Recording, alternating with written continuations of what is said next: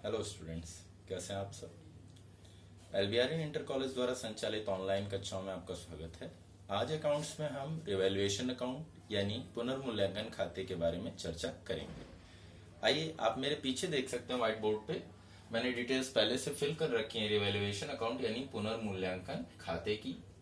इसको समझाने से पहले थोड़ा इसका इंट्रो समझ लें कि रिवैल्यूएशन अकाउंट क्या है एक्चुअल में और इसका ब्रीफिंग क्या है। ब्रीफिंग दैट मीन्स किस सेंस में, तो बता दूं आपको, हम पार्टनरशिप चैप्टर पढ़ रहे थे और पार्टनरशिप चैप्टर के ही एक हेड में रिवैल्यूएशन अकाउंट की स्टडी की जाती है।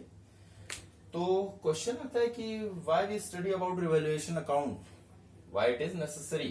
तो नेसेसिटी इसकी इसलिए है क्योंकि जब भी आप किसी नए साझेदार का अपनी फर्म में प्रवेश कर रहे हैं अथवा वह अवकाश ग्रहण कर रहा है तो उस स्थिति में पुनर्मूल्यांकन की आवश्यकता पड़ती है। पुनर्मूल्यांकन किसका होगा? पुनर्मूल्यांकन दो वस्तुओं का होता है। आप जानते हैं आर्थिक चिट्ठे में दायित्व एवं संपत्तियां होती हैं हमारी, लायबिलिटीज एंड एसेट्स। तो we have to evaluate those liabilities and assets at the time of new partners admission और the retirement of old partner. Okay बच्चों, आगे देखते हैं। रिवैल्यूएशन अकाउंट होप आप समझ गए होंगे। अब इसको बहुत सरल शब्दों में अगर हम कह दें तो संपत्तियों दायित्वों को नई तिथि पर, नई तिथि कौन सी हो सकती? वो तिथि जब आपका नया साझेदार फर्म में प्रवेश कर रहा है, उस तिथि पर उनको फिर से मूल्यांकित करना, उनके नए रेट्स जानना, यही प्रक्रिया पुनर्मूल्यांकन है। आवश्यकता क्यों होती है जान लीजिए बच्चों। आवश्यकता इसलिए होती क्योंकि कोई भी नया साझेदार ये जानना चाहता है कि जिस तिथि को वह फर्म में प्रवेश कर रहा है अथवा यदि कोई साझेदार पुराना जो रिटायरमेंट लेना चाह रहा है, अवकाश ग्रहण करना चाह रहा है, वह जिस तिथि को रिटायरमेंट ले रहा है उस अमुक तिथि को फर्म के दायित्वों एवं संपत्तियों की वास्तविक स्थिति क्या थी। उम्मीद करता हूं आप समझ गए होंगे इसकी ब्रीफ। अब हम सीधे आते हैं रिवैल्यूएशन अकाउंट के बेसिक्स पे कि कैसे हम इसे प्रिपेयर करते हैं, क्या उसमें चीजें होती हैं। आप देखते हैं पुनर्मूल्यांकन खाता लिखा है मैंने, हिंदी इंग्लिश दोनों लिख दी है। दो पक्ष होते हैं, डेबिट एंड क्रेडिट। दोहरा लेखा प्रणाली अकाउंटिंग का मेन मेथड है। दो पक्ष होते हैं, एक पक्ष डेबिट और एक पक्ष क्रेडिट। अमाउंट के कॉलम होते बच्चों, देखिए decrease in assets. Assets focus किस पे किया गया? असेट्स।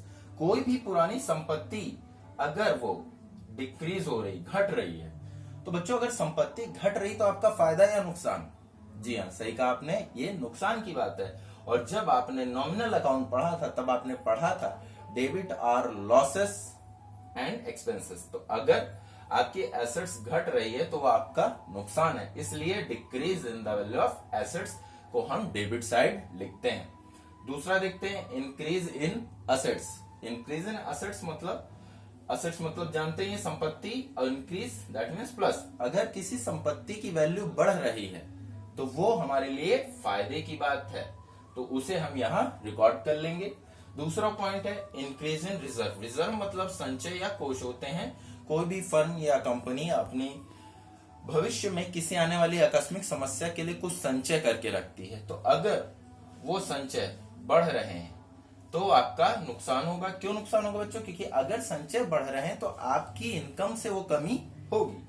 दूसरा देखते हैं डिक्रीज इन रिजर्व। रिजर्व घट रहे हैं तो फायदा होगा आपका, क्योंकि आपको उसमें कंट्रीब्यूट नहीं करना।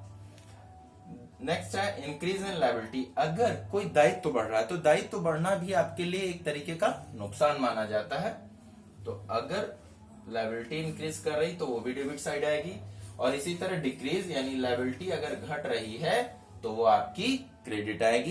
क्लियर बच्चों? इन 3 पॉइंट से फोकस करना है। मेनली हमें देखना है असेट्स और लायबिलिटी घट रही है या बढ़ रही।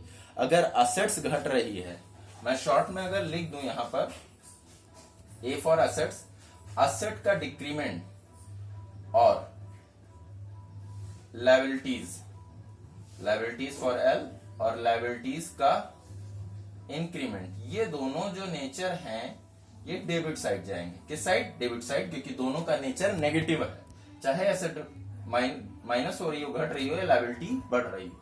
दूसरी तरफ अगर देख ले क्रेडिट के लिए तो सेम अपोजिट, असेट्स बढ़ती हैं और लायबिलिटीज घटती हैं, तो ये हमारे लिए पॉजिटिव कंडीशन होती है। पॉजिटिव कंडीशन होती है और ये नेगेटिव कंडीशन होती है। होप आप समझे होंगे। अब फाइनल पॉइंट, अगर आपके ये पार्ट क्रेडिट पार्ट ज्यादा होने का मतलब है आपकी इनकम ज्यादा है, और इनकम ज्यादा खर्चे कम है, यानी आपके पास प्लस ज्यादा माइनस कम है, तो आप प्रॉफिट की कंडीशन में है।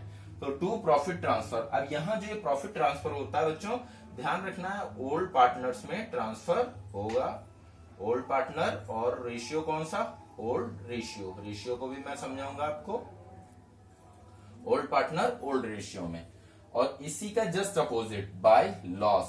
अगर आपके खर्चे ज्यादा और इनकम के पार्ट कम है तो आपकी लॉस की कंडीशन होगी फर्म की, और उसे ट्रांसफर किया जाएगा same old partners old ratio.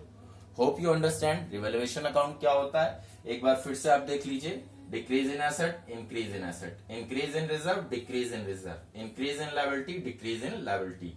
Profit यहां ट्रांसफर हो जाएगा ओल्ड पार्टनर्स ओल्ड रेशियो में, और लॉस यहां ट्रांसफर हो जाएगा ओल्ड पार्टनर ओल्ड रेशियो। उम्मीद करता हूं आपने आज रिवैल्यूएशन अकाउंट को अच्छे से समझा होगा, और इस पे आधारित प्रश्नों को लगाएं, और आपने हमारे व्हाट्सएप ग्रुप में उन क्वेश्चंस को सॉल्व करके उनसे संबंधित समस्याओं को भी पूछ सकते हैं। Thank you.